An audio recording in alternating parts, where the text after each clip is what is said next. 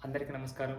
గత కొద్ది రోజుల క్రితం ఒక న్యూస్ పేపర్‌లో మన షేర్లింగంపల్లి జోన్‌లో ఉన్నటువంటి గవర్నమెంట్ వెహికల్స్‌కి 15,00,000 పైగా డీజిల్ కన్జ్యూమ్ చేస్తుందని న్యూస్ రావడం జరిగింది. దానిపైన చీఫ్ ట్రాన్స్‌పోర్ట్ ఆఫీసర్‌కి లేఖ రాసాం.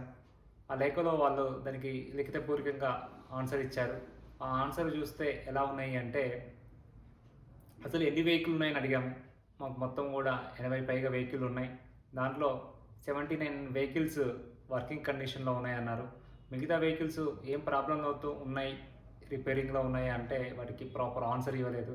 అంతేకాకుండా అందులో ఒక 46 వెహికల్స్ ఔట్‌సోర్సింగ్‌వి ఉన్నాయన్నారు. 46-49 వెహికల్స్ ఔట్‌సోర్సింగ్ ఉన్నాయన్నారు.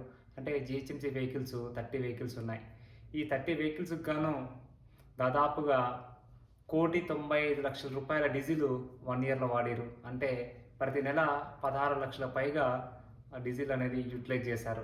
యాక్చువల్లీ పేపర్ వాళ్ళు ఇచ్చింది మాత్రం 15,00,000 అన్నారు కానీ, పేపర్ వాళ్ళ అంచనాలను మించిన డీజిల్ ఖర్చు అనేది ఇక్కడ జరుగుతుంది.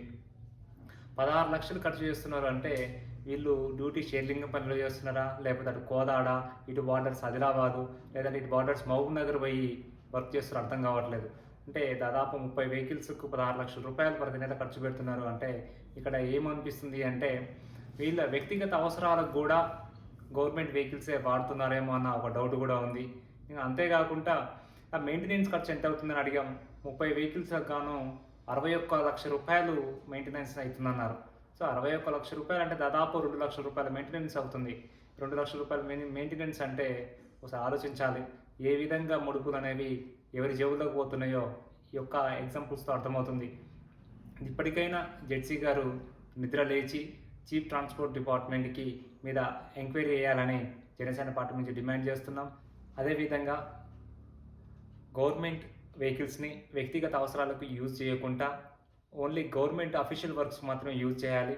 ఇంత డీజిల్ కన్జ్యూమ్ అవుతుందంటే అధికారులు వ్యక్తిగత అవసరాలకు కూడా ప్రభుత్వ వాహనాలు వాడుతున్నట్లు క్లియర్‌గా అర్థమవుతుంది. ఇప్పటికైనా సంబంధిత అధికారులు, అదేవిధంగా జెడ్సీ గారు ఖచ్చితంగా కూడా ఎవరైతే దుర్వినియోగం చేస్తున్నారో వాళ్ళపైన చర్యలు తీసుకోవాలి. అంతేకాకుండా ట్రాన్స్‌పోర్ట్ డిపార్ట్‌మెంట్ పైన ఖచ్చితంగా ఒక సమగ్ర సర్వే, ఒక కమిటీ వేసి ఒక సర్వే అనేది చేయాలి.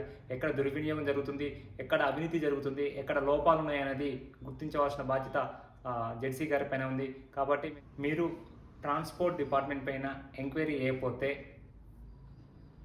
ఇందులో మీ హస్తం కూడా ఉన్నట్టు భావించాల్సి వస్తుంది. కాబట్టి మేము జనసేన పార్టీని డిమాండ్ చేస్తున్నాం.